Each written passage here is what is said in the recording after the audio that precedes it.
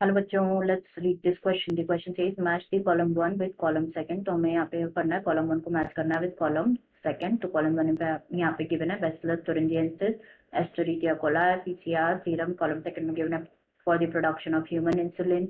Q में given है production of BT toxin, conventional method of diagnosis, identify genetic disorders. तो यहाँ पे बेसिकली क्या करना है, मैच करने के बाद हमें जो है करेक्ट सीक्वेंस फाइंड करना है out of the following 4 options. तो सबसे पहले इस क्वेश्चन में बात करेंगे हम की कॉन्सेप्ट के बारे में। तो जो की कॉन्सेप्ट इस क्वेश्चन में यूज किया गया है that is BT cotton and molecular diagnosis. Molecular diagnosis. तो यहाँ पे सबसे पहले बात करेंगे हम अबाउट बीटी कॉटन। तो क्या होता है बेसिकली, जो बीटी टॉक्सिन है, बीटी टॉक्सिन ये प्रोड्यूस होता है बाय बैक्टीरियम जिसे कहा जाता है bacillus thuringiensis। Bacillus thuringiensis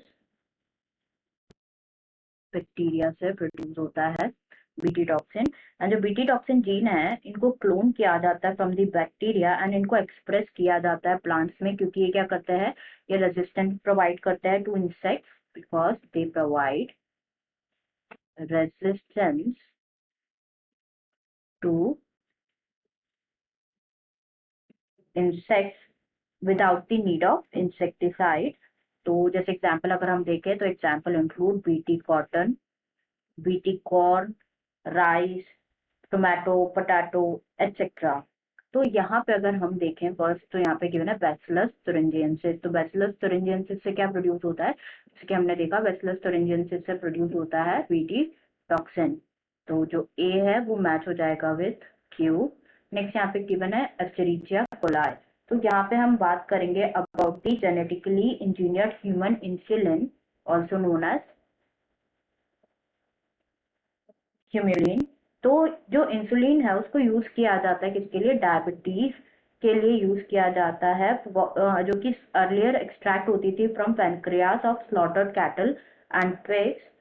and but ये जो इंसुलिन है जिसको एनिमल्स, जिसके सोर्स जो एनिमल है, तो ये कुछ पेशेंट्स में डेवलप करते थे एलर्जी और कुछ अदर टाइप्स के रिएक्शन। तो इसी प्रॉब्लम की वजह से क्या किया था, जो इंसुलिन है उसको सिंथेसाइज किया गया था by the bacterium or by the use of bacterium. So in the year 1983, Eli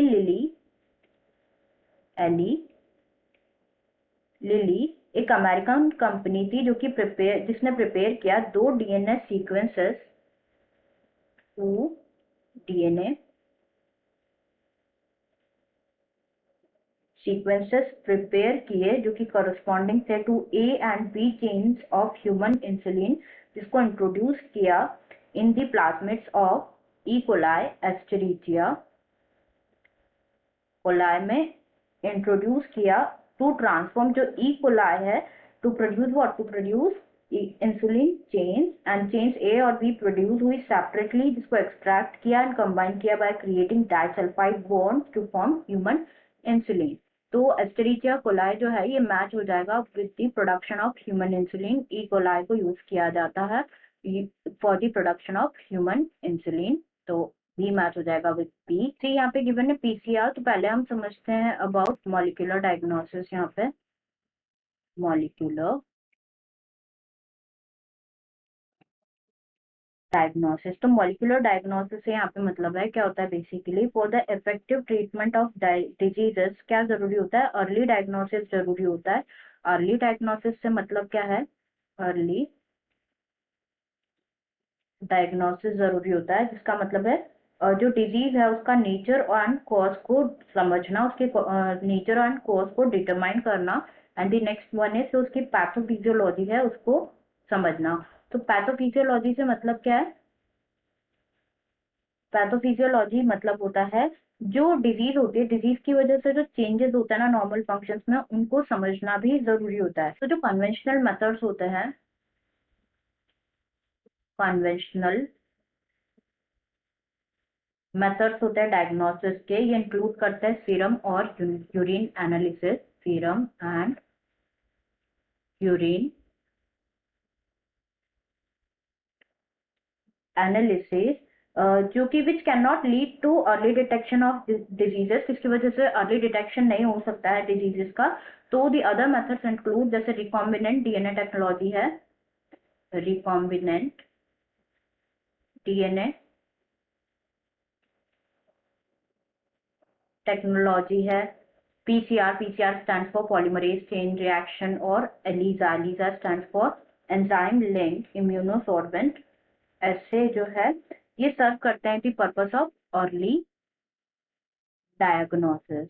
तो यहाँ पे हम समझेंगे about PCR, that is polymerase chain reaction. तो जो पीसीआर है, पॉलीमरेज चेन रिएक्शन, जो प्रेजेंस होता है ना पैथोजन का, बैक्टीरिया और वायरसेस का, वो नॉर्मली सस्पेक्ट होता है ओनली व्हेन जो पैथोजन है वो प्रोड्यूस करता है disease symptom, and by this time जो कंसंट्रेशन होता है पैथोजन का वो ऑलरेडी बहुत ज्यादा होता है बॉडी में। तो जो पीसीआर है, पीसीआर के एप्लीकेशन अगर हम देखें तो पीसीआर डिटेक्ट करता है बहुत low amounts of DNA, detects very low amounts of DNA. PCR को रूटीनली यूज किया जाता है to detect HIV, in suspected AIDS patient. को ऑल्सो यूज किया जाता है to detect mutation in genes, जो म्यूटेशन होते हैं ना जीन्स में उनको भी डिटेक्ट करते हैं इन सस्पेक्टेड कैंसर पेशेंट्स में। एंड ये पावरफुल टेक्निक है to identify the other genetic disorders. तो यहाँ पे जो पीसीआर गिवन है, पीसीआर मैच हो जाएगा identify genetic disorders as PCR is the technique, जो कि हमने देखा ये बहुत पावरफुल टेक्निक है। अदर जेनेटिक लाइक जो जेनेटिक डिसऑर्डर्स है उसको आइडेंटिफाई करने के लिए PCR is a very powerful technique. C match हो जाएगा एच के साथ। एंड सीरम के बाद जो serum analysis and urine analysis हमने देखा, these are the conventional method of diagnosis. तो जो डी है वो मैच हो जाएगा विद आर। तो ए with Q, be with A match होगा क्यू के साथ जो कि करेक्ट है, बट बी मैच होगा पी के साथ नॉट विद आर, तो ये इनकरेक्ट हो जाएगा। ए मैच होगा क्यू के साथ नॉट विद पी, इसलिए भी इनकरेक्ट हो जाएगा। A Q, B P, C S के साथ, डी आर के साथ, ये बिल्कुल अप्रोप्रिएट सीक्वेंस है हमारा, तो हमारा आंसर हो जाएगा थर्ड। लास्ट भी चेक कर लेते हैं, ए आर के साथ नहीं, ए क्यू के साथ मैच होगा, तो हमारा आंसर हो जाएगा यहाँ third. Answer will be option third. I hope you understood it well. Best of luck.